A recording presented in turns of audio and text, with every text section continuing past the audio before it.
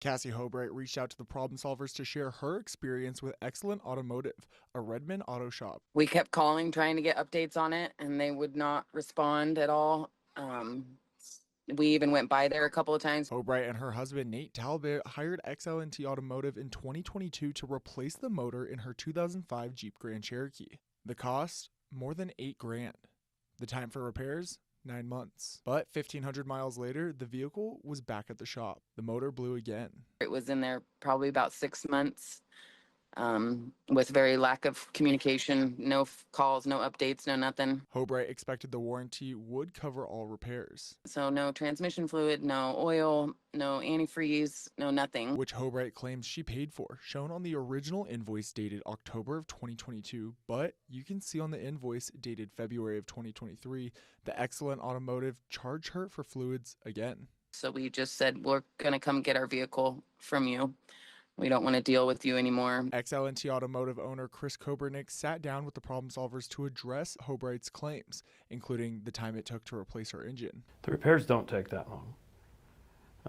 What takes a long time is getting money from either a warranty company, which sometimes can take 3 to 5 months. Kobernick claims the pandemic played a part in this case. You know how long it took to get things during COVID?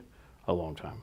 So, you know how many people were closed during COVID? Motor builders and things like that? A lot. Kobernick tells the problem solvers the repair process generally involves waiting for parts, inspecting them for quality, and sometimes dealing with damaged or incomplete shipments. Kobernick says Hobright's engine failure could have been due to any number of issues. Customer has braking procedures they're supposed to follow. Did they over rev it? Maybe, maybe not. You know, did it break in correctly? I mean, if it's making noise and it's knocking, obviously not. If the tolerances were built wrong by the company that manufactured the engine, then it would be just a matter of time before that engine had a problem. As for Hobright's claims, the second engine was installed and the vehicle returned without any fluids. That makes no sense. How do you get a vehicle back that runs and drives with no fluids in it? The motor wouldn't have lasted 10 seconds. So there seems to be a misunderstanding. Kobernick claims he isn't the only business owner facing these challenges. I'm not the only shop owner that has had people wait for time.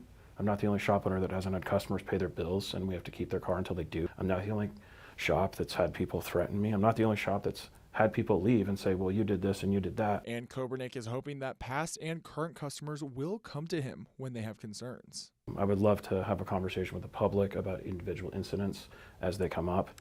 In the meantime, more than 2 years have passed since Hobright first brought her vehicle to Xlnt Automotive, which she says she still cannot drive and is still paying off the financing. The problem solvers will continue to monitor this situation closely. If you have a story you'd like us to investigate, email us at problemsolvers@ktvz.com. For the problem solvers, I'm Matthew Draxton.